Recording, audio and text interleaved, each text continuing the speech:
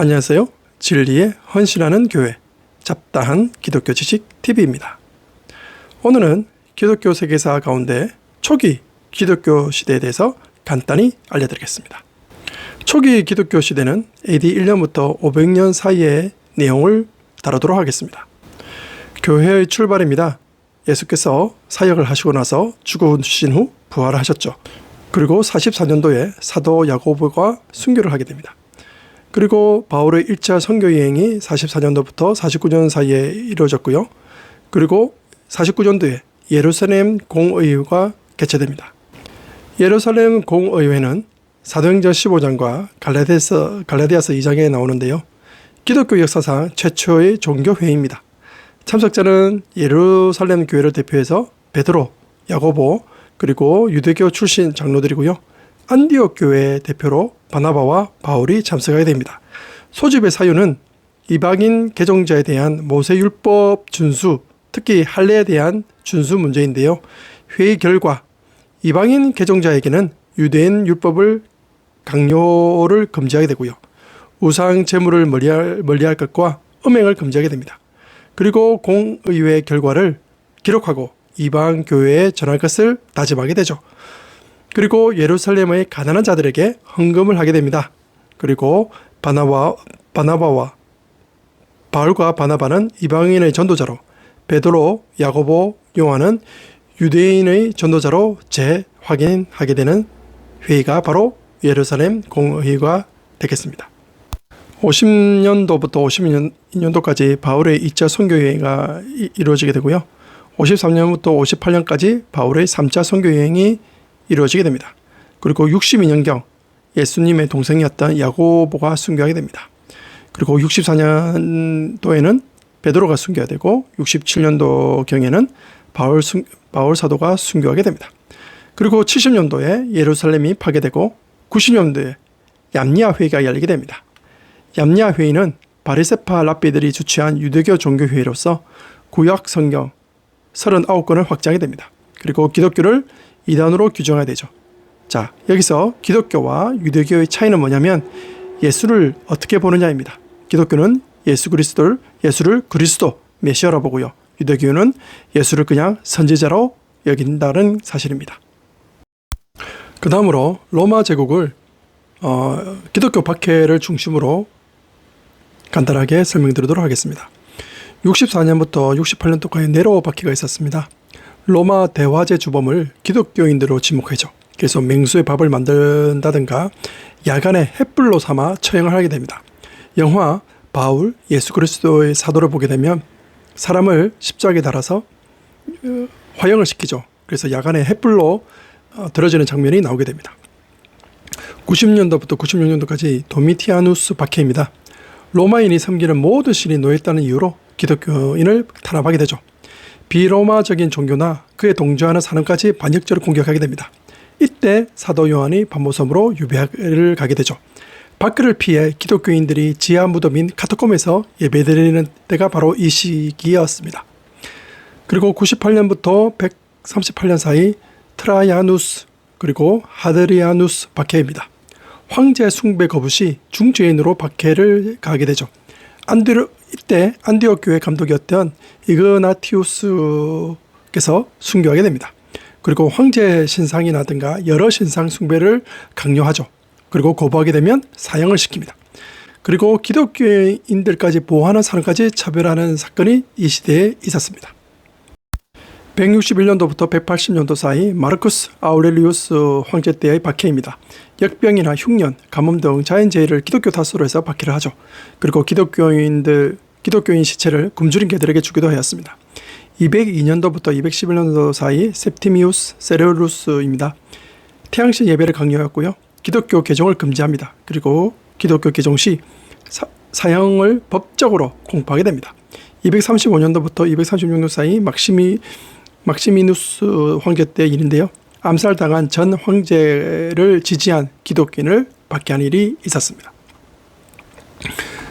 그리고 249년도부터 251년도 사이 데키우스입니다. 로마 제국 전역으로 기독교 박해 칙령을 공포하고요. 모든 자는 로마 신에게 제사를 하고 거부 시에는 사형을 명령하게 됩니다. 기독교에서 배교토록 회의를 하였고요. 가장 많은 선교자나 배교자가 발생한 시기가 바로 이 시기입니다. 그 다음으로 259년도부터 260년 사이 발레리아누스 때입니다. 기독교인 집회를 금지하고요. 토지 등 재산을 몰수하게 됩니다. 304년도부터 311년도까지 디오클레티아누스입니다. 기독교인들의 모든 권리를 박탈하는 최악의 박해가 시작되죠. 기독교 군인, 즉 병사들에게도 신앙을 거부토록 강요하고요. 불복종 시에는 처형을 시킵니다. 교회 건물이나 성경을 속박하고요. 예배를 금지시키고 기독교인 공직자를 추방시킵니다. 그런데 초기 로마는 왜 이렇게 기독교를 박해를 했을까요? 우선은 로마인의 신관입니다. 종교는 오로지 제국의 영속성을 위해 존재합니다. 하지만 기독교인들은 이를 거부하죠. 그래서 애국심이 부족한 거로 비난하게 됩니다. 그리고 생소한 종교에 대한 선입견입니다. 유서 깊은 유대교는 받아들이지만 신은 종교에 대한 거부감이 있습니다. 그래서 새 것을 선택하여 실패하는 것보다는 오래된 것이 확실하다는 믿음이 있었습니다. 그리고 기독교인의 생활과 의식에 대한 오해가 있었습니다. 성만 잔시 우리에게 빵과 포도주를 먹는데요. 빵은 예수 그리스도의 몸이고 포도주는 예수 그리스도의 피로 이렇게 여기지만 인육을 먹는다는 집단으로 오해를 받게 됩니다. 그리고 서로 형제 자매끼리 입맞추고 그런 호칭을 부르는 것에 대해서 성적인 문란으로 오해를 하게 되죠. 또한 기독교 가치관의 차이입니다.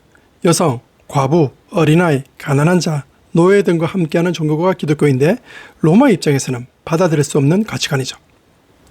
그러다가 313년 콘스탄티누스 황제가 들어서면서 밀라노 칙령을 통해서 종교의 자유를 선포하게 됩니다. 그 이유는 콘스탄티누스 황제가 전쟁에 나가기 전에 십자가를 보는 꿈을 꾸게 됩니다. 그리고 두 번째로는 기독교인이 자기의 어머니가 되었고요. 그리고 정치적인 이유로 콘스탄티누스는 종교의 자유를 선포하게 됩니다. 그래서 기독교에 큰 변화가 생겼죠. 공개 예배를 허용하게 되고 몰수된 재산을 회복시킵니다. 그리고 일요일을 공식 휴일로 선포하고요. 로마 신전이 예배 장소로 사용하게 됩니다. 325년에 1차 니케아 공의회가 열리게 됩니다. 여기에서는 콘스탄티누스 황제에 의해서 소집하게 되는데요. 제국 안정을 위해 분열된 기독교 교리를 정리하기 위해서 공의회가 이루어집니다. 그래서 여기서 성부와 성자는 동일한 본질이다라고 하면서 예수의 신성을 부정하는 아리우스파를 파문하게 됩니다. 이단으로 지정이 되죠. 그리고 부활제 시기를 정하게 되고 배교자에 대해서 사례를 베풀고 속죄라든가 사제 제도를 제정하게 됩니다. 그리고 우리가 오늘날 알고 있는 사도신경인 니케아 신조가 획득하게 되죠. 그러다가 395년도 로마 제국이 서로마 제국과 동로마 제국으로 분할하게 됩니다. 그리고 408년부터 410년 사이에 소고토가 침해되고 끝내 476년도 서로마 제국이 멸망하게 됩니다. 초기 이단 운동에 대해서 간단히 말씀드리겠습니다. 기독교 이단을 우리가 영지주의라고 하는데요. 하늘로부터 오는 특별한 영적 지식을 가진 자들만이 구원을 얻는다고 합니다. 그리고 예수는 불완전한 인간으로 하게 되죠. 그래서 극단적인 금욕주의라든가 극단적인 방탄주의를 일삼게 됩니다. 그 대표적인 인물이 100년도부터 160년경 사이에 살았던 발렌티누스입니다. 그리고 110년도부터 160년경에 마르키온이라는 사람이 있었는데요. 구약의 하나님은 악이고 신약의 하나님은 선으로 강조하면서 신약 성경의 유대적인 성경을 제외하게 됩니다. 그리고 누가복음과 바울 서신만 인정하게 되죠. 2세기에는 몬타누스라는 사람이 있었습니다. 이 사람은 황홀경을 강조하는데요. 거기서는 유독 성령에 대해서만 강조하는 인물입니다. 270년도부터 346년 사이 아리우스라는 사람이 있었는데요. 예수의 신성을 부정했던 사람입니다. 여기까지가 이단 운동의 계보라고 보시면 되고 지금도 이단 운동은 계속 이루어지고 있습니다. 그 다음에는 도나투스 논쟁인데요. 로마 박해 시대 때 배교자가 있었고요. 그때 당시 순교했던 고백자도 있습니다. 그래서 고백자를 순교주의, 배교자를 포용주의로 이렇게 나눌 수 있는데요. 이런 고백자와 배교자를 어떻게 할 거냐에 대한 논쟁이 도나투스 논쟁입니다. 그러다가 395년도에 로마 제국이 분할되면서 408년도에서 476년도에 이민족이 침입하게 됩니다. 소고트, 훈족, 반달족이 침입하게 되죠. 그래서 끝내 476년도 로마 제국이 멸망하게 됩니다. 비잔티움입니다. 비잔티움은 동로마 제국인데요. 동로마 제국에 있는 기독교를 우리는 동방종교라고 합니다. 340년도 콘스탄티노스 폴리스가 봉헌하게 되고요. 로마 제국을 수도로 이전하게 됩니다. 현재 튀르키예 이스탄불을 가리킵니다. 390년도 테오도시우스입니다. 기독교를 로마 제국의 국교로 확장하게 되죠. 그리고 올림픽 경기를 금지합니다. 왜냐하면 올림픽 경기는 사실은 제우스 신에게 제사를 지내는 것부터 시작하기 때문이죠. 그리고 성직자에게 국가 월급으로 지급하는으로써 신분을 상승시킵니다. 그래서 교회에서 마을의 행정과 재판을 관리하게 되죠. 397년 카르타고 공회의입니다. 구약 39건, 신약 27건을 확정합니다. 451년 칼케톤 공회의에 의해서 예수를 참 하나님이자 참 인간을 확정해 주면서 삼위일체 교리를 확립하게 됩니다. 자, 그다음에 로마 가톨릭입니다. 440년 또 461년 사이에 교황 레오 1세가 게르만족 침략 시 교회와 나라를 지킨 인물로서 이민족과의 협상 내용은 다음과 같습니다. 교회 건물을 파괴를 금지하고 살상이나 포로를 통해서 고문을 금지하게 됩니다. 이로 인해서 중세 유럽 교회의 주도권을 확립하게 되죠. 그래서 로마 가톨릭의 지배력이 강화되고 대교황 대레오의 호칭을 사용하게 됩니다. 그리고 이후 이민족의 기독교를 수용하게 되는 결정적인 계기를 마련한 인물이 바로 교황 레오 1세입니다. 여기서 로마 가톨릭과 동방 종교에 대해서 차이점을 간단히 설명드릴게요. 로마 가톨릭은 유럽 지역에 분포되었고요. 교황 권력이 장악하게 되면서 황제는 그 밑에서 복종하는 시스템입니다. 라틴어를 주로 사용했고 교론을 금지합니다. 동방 종교회는 러시아, 발칸반도, 서아시아를 중심으로 활동했고요. 황제 관리 내 대주교가 활동하게 됩니다. 헬라어, 그리스어를 주로 사용했고 교론을 허용합니다.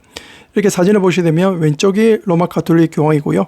오른쪽이 동방 종교회 대주교의 모습입니다. 그리고 이 지도는 로마 가톨릭 부분과 왼쪽에 있는 로마 가톨릭과 오른쪽에 동방 종교가 있는 소로마와 동로마를 구별한 내용입니다. 그 다음은 위대한 신학자 네 분을 소개해 드리고자 합니다. 298년도부터 373년 알렉산드리아의 아타나시우스입니다. 성부와 성자는 동일한 분으로 삼일죄를 설파하신 분이고 가톨릭, 동방종교, 개신교 등에서 위대한 신학자로 호칭을 얻게 됩니다. 347년도부터 407년도까지는 크리소스토무스입니다. 동방종교의 총대 주교로서 황급의 입이라 불릴 정도로 명설교자입니다. 동로마 제국 황실을 비판으로 인해서 유배 후 사망하게 되죠. 347년부터 420년 사이 히에로니무스 또는 제롬이라고 하는데요. 헬라어 70인형을 라틴어로 번역하게 되고 이것을 불가타 성경으로 명명하게 되고 405년 가톨릭 정본으로 채택하게 됩니다. 그리고 358년부터 430년까지 아우구스티누스라는 분이 계셨는데요. 초기 교회의 위대한 신학자입니다. 그리고 철학자이면서도 사상가로서 그분이 쓴 책임 여러 권이 있지만 고백록, 신국록 등이 있습니다. 마지막으로 수도원 운동입니다. 273년도 성 안토니우스라는 분이 계셨는데요. 이집트 사막에서 생활을 시작해서 금욕주의 신앙생활을 하셨습니다. 수도주의의 창시자라고 불려지죠. 320년 파코미우스입니다. 공동체 수도원을 설립하셨고 수도원 제도를 창시하셨던 분입니다. 수도원에서는 작업자족을 해야 되고 노동이 있어야 되고 복종이 필요합니다. 400년도에는 아우구스티누스가 또 수도원을 설립하게 되죠. 자, 이 사진을 보시면 십자가의 위에 X하고 P 글자가 보이죠. 저는 이게 뭘 뜻하는지 몰랐습니다. 그런데 그리스도를 헬라어로 고대 그리스어로 크리스토스라고 하죠. 크리스토스의 맨 앞 글자가 XP입니다. 그래서 이것이 곧 크리스토스, 바로 그리스도를 가리킨다고 하더군요. 이제 알았습니다. 하여튼 여기까지가 초기 교회 시대 1년부터 500년도까지의 기독교를 간단히 알려드렸습니다. 다음번에 또 그 이후 500년 이후의 그리스도 교회 시대를 간단히 알려드릴 때까지 기다려 주시기 바랍니다. 그럼 안녕.